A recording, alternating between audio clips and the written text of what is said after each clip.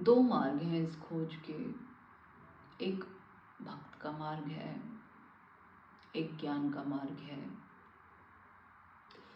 भक्ति के मार्ग में भक्त परमात्मा की खोज करता है और ज्ञान के मार्ग में ज्ञानी सत्य की खोज करता है। भक्ति का मार्ग प्रेम का, रस का, काव्य का, समर्पण का।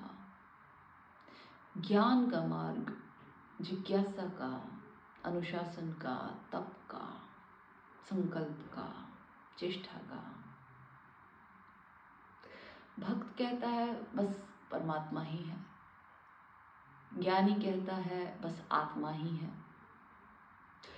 वो कहता है कि बस तू ही तू है, और ये कहता है कि मैं ही मैं हूं। मैं यानी साक्षी आत्मा, और तू यानी परमात्मा।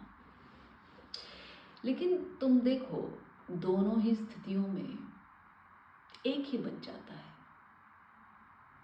द्वैत से अद्वैत की स्थिति, एक की स्थिति आ जाती है। सुनने में बड़े भिन्न, चलने में बड़े भिन्न, लेकिन अंततः निष्कर्ष एक में ही सम्मिलित हो जाता है। दोनों धाराएं एक ही सागर में आके मिल जाती हैं। मार्ग अलग अलग है, मार्ग अलग अलग है। भक्ति अपने चरम पे पहुंचकर भक्त को विलीन कर देती है। ज्ञान अपने चरम पर पहुंचकर बाकी संसार को विलीन कर देता है। भक्त बचता ही नहीं, केवल परमात्मा बचता है। फिर संसार बचता ही नहीं, केवल आत्मा बचता है। दोनों में बस एक बच जाता है, एक, केवल एक। लेकिन भक्त के लिए ज्ञानी अहंकारी है। वो कहेगा कि ये बस अपने बारे में ही बात कर रहा है, आत्मा की ही बात कर रहा है, परमात्मा की बात नहीं कर रहा। और ज्ञानी भक्त की बात नहीं मानेगा। वो कहेगा जो है सब में मैं ही हूं, बस बाकी और कुछ संसार में है ही नहीं। दोनों को एक दूसरे की बातें समझ में नहीं आती। आएंगी कैसे? मार्ग अलग अलग हैं, दिखने में बिल्कुल अलग अलग हैं, पर जब निष्कर्ष पे पहुंचते हैं तो दोनों अद्वैत पर लेकर आ जाते हैं, खड़ा कर देते हैं। तो साधक को चाहिए कि वो अपनी प्रवृत्ति के अनुसार अपना मार्ग चुने। उसका मन कैसे डोलता है, किन बातों में डोलता है? ज्ञानी की बातों में डोलता है कि भक्त के भजन में डोलता है? वही रास्ता है उसके लिए। ऐसा ना हो कि उसकी प्रवृत्ति तो ज्ञानी की हो और वो भक्ति करे, फिर वो मंजिल कैसे पाएगा? कैसे पाएगा? और ऐसा भी ना हो कि उसकी प्रवृत्ति भक्त की हो और वो ज्ञान का अनुसरण करे, फिर वो कैसे पाएगा? क्योंकि दोनों में एक बात तो तय है कि अहंकार समाप्त हो जाएगा।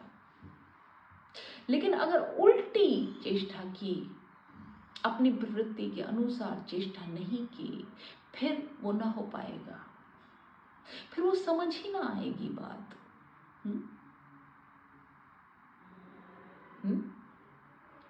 तो पहले इस बात को जानना अपने आप में बड़ा अवश्य है कि मेरा खुद का नेचर क्या है, मैं खुद क्या हूं, मेरा खुद किस बात में रस है। ज्ञानी कहेगा कि भाई मैंने देख लिया ये जीवन, ये आवागमन बहुत हो गया, अब बस मुझे इससे छुटकारा चाहिए, मुझे मोक्ष चाहिए। लेकिन भक्त मोक्ष की बातें नहीं करेगा। भक्त केवल परमात्मा का सामीप्य, उसका सानिध्य चाहता है, बस। लेकिन वो ये नहीं समझ रहा कि परमात्मा की प्राप्ति के बाद मुक्ति तो स्वतः हो गई।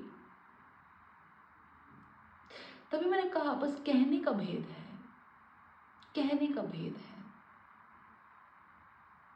ज्ञानी कहेगा कि सत्य की खोज करनी है, पर परमात्मा से बड़ा सत्य क्या होगा? क्या सत्य होगा? कहने का भेद है, शब्दों का भेद है।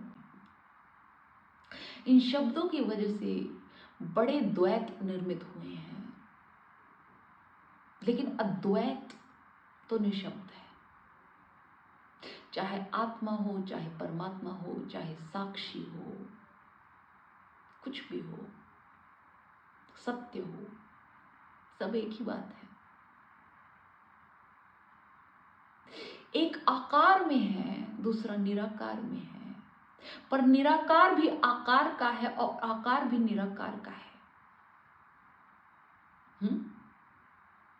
भक्त आकार में विलीन है और ज्ञानी निराकार में, पर निराकार किसका? आकार का ही तो निराकार होगा। और आकार किसका? निराकार का ही तो आकार होगा। है ना? अब जब भक्ति के केस में मैं नहीं बचता, यानी भक्त नहीं बचता, तो परमात्मा भी कैसे बच पाएगा? अगर मैं नहीं तो तू भी नहीं। उसी तरह ज्ञानी के केस में अगर तू नहीं बचता तो मैं कैसे बच पाएगा? क्योंकि दोनों होंगे तो साथ साथ होंगे, अन्यथा दूसरे की जरूरत ही क्या है? माने अगर तू नहीं है तो मैं कहां से हूं? फिर तो एक ही है, तो मैं कहने की आवश्यकता भी क्या है? दो हैं तो साथ हैं, एक है तो है। दोनों साथ आए और साथ गए। समझो? तो दोनों मार्ग सुनने में भिन्न है, चलने में भी भिन्न है, दिखने में भी भिन्न है, पर अंततः जहां मिलते हैं वो एक ही है। निष्कर्ष एक ही है।